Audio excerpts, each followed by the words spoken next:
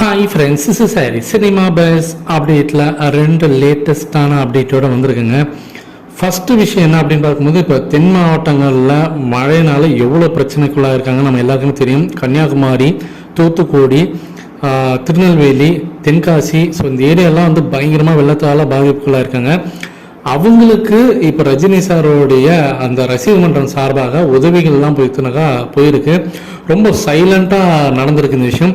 ஏன்னா சென்னை வெள்ளத்துலேயே வந்து ரஜினி சாரோட பிஆர்ஓ சொல்லியிருப்பாரு, நாங்கள் ஃபோர்ஸ் பண்ணி கேட்டுக்கிட்டதுனால தான் இந்த விஷயம் வந்து ப்ரெஸ்ஸுக்கு சொல்கிறதுக்காக சார் வந்து அனுமதி கொடுத்தாரு. அவர் வந்து இதெல்லாம் வேண்டாம், ஜஸ்ட் வேலையை மட்டும் பாருங்கன்னு சொன்னார். நான் பர்சனலாக வந்து இல்லை, இதெல்லாம் ப்ரெஸ்ஸில் வந்து தெரியணும் அப்படின்றதுக்காக தான் இந்த ப்ரெஸ் மீட் வச்சு நாங்கள் சொல்லணும் அப்படின்ற மாதிரி சொல்லிருப்பார். அப்படி இருக்கும்போது இப்போ இந்த சவுத் ஸ்டேட்டில் இருக்கக்கூடிய அந்த வெள்ள பாதிப்புகளுக்கு பார்த்தீங்கன்னா நிவாரணப் பொருட்கள்லாம் அது வழங்கியிருக்காங்க.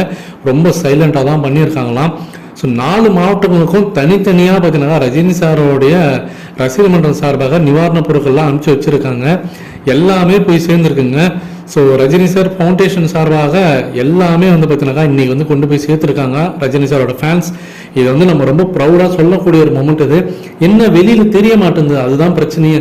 சென்னை வெள்ளத்தில் ஓப்பனாக வந்து ஒரு ப்ரெஸ் மீட் வச்சு சொல்லிட்டாங்க, அதனால் ஹேட்டர்ஸ் கம்முன்னு ஆகிட்டாங்க. இங்கே அவங்க சொல்லாமல் செஞ்சுருக்காங்க, அதனால் ஹேட்டர்ஸ்லாம் வந்து இங்கே எதுவும் செய்ய மாட்டாரா போக மாட்டாரான்னு பேச ஆரம்பிச்சிருக்காங்க. யாராவது ஏதாவது கேட்டாங்கனாக்கா இந்த நியூஸ் கட்டிங் எடுத்து காட்டுங்க, விஷயம் போயிருக்கு. இல்லைனா ரஜினி சாரோடைய ஃபேன்ஸ் யாராவது அங்கே இருக்கீங்க, சவுத் ஸ்டேட்டில் இருக்கீங்கனாக்கா அங்கே உங்களோட ரசிகர் மன்றத்தை கேட்டு பாருங்கள். எல்லாமே அவங்க மூலியமாக எல்லாமே கொண்டு போய் சேர்த்துருக்காங்க.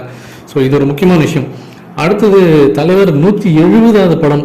ஸோ இந்த படம் பார்த்தீங்கன்னாக்கா எல்லாருமே எதிர்பார்த்தனாக்கூடிய படம். இந்த படத்தில் சமீபத்தில் வெளியான ஃபைட் கிளப் படத்தில் நடித்த சரவணவேல் அந்த ஆக்டர் பார்த்தீங்கன்னாக்கா ஒரு பேட்டி ஒன்று கொடுத்துருக்காரு. அவர் வந்து தலைவர் 170வது படம் வேட்டையன் படத்தில் அவர் வந்து அவர் நடிக்கிறதா அவர் வந்து பேட்டி கொடுத்துருக்காரு. அவர் பேசுகிற அந்த வீடியோக்கான லிங்க் நம்மளோட டிஸ்கிரிப்ஷனில் தந்திருக்கேன். அவர் என்ன சொல்லிருக்காருன்னா, இந்த படம் ரஜினி சாரோட கெரியர்லேயே ஒரு முக்கியமான ஒரு படமாக இருக்கும். பெர்ஃபார்மன்ஸ் வைஸாகவே வந்து செமையாக அவர் பண்ணிருப்பாரு. எனக்கு வந்து ஒரு சின்ன ரோல் தான், நான் ஆல்ரெடி காலாலே ஒரு சின்ன ரோல் பண்ண வேண்டியதாக இருந்தது. ரஜினி சாரோட மகனாக நான் பண்ண வேண்டியதாக இருந்தது. பட் ஆனால் அது அந்த டைம் வந்து எனக்கு சரியாக எனக்கு அமையல. ஆனால் இந்த படத்தில் ரஜினி சார் கூட நடிக்கக்கூடிய அந்த வாய்ப்பு கிடைச்சிருக்கு. ஒரு சின்ன ரோல் தான், ஆனால் ரொம்ப இம்பாக்ட்ஃபுல்லாக இருக்கும். ரஜினி சாரோட பெர்ஃபார்மன்ஸ் நீங்கள் சொல்லவே வேண்டாம். இந்த படம் வேற மாதிரி சம்பவம் பண்ணும்.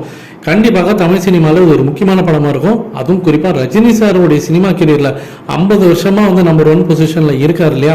ஸோ நீங்கள் நாளைக்கு ஒரு சில வருஷம் கழிச்சு ரஜினி சாரோட படங்கள்லாம் எதெல்லாம் வந்து சூப்பரான படம்ப்பா, எதெல்லாம் வந்து ஒரு பேசக்கூடிய ஒரு படமாக இருக்குப்பா தலைவரோட கெரியரில் அப்படின்னு சொல்லிட்டு நீங்கள் ஒரு லிஸ்ட் எடுத்தீங்கன்னா கண்டிப்பாக அதில் வேட்டையன் இருக்கும் அப்படின்ற மாதிரி அவர் அடித்து பேசியிருக்காரு. அவர் பேசுகிற அந்த வீடியோ வந்து இப்போ ஆன்லைன் சோஷியல் மீடியாவில் ரொம்ப வைரலாக போய் எனக்கு. இதை பற்றி உங்களோட கருத்துக்கள் என்ன அப்படின்றது மறக்காம கீழே சொல்லுங்க ஃப்ரெண்ட்ஸ்.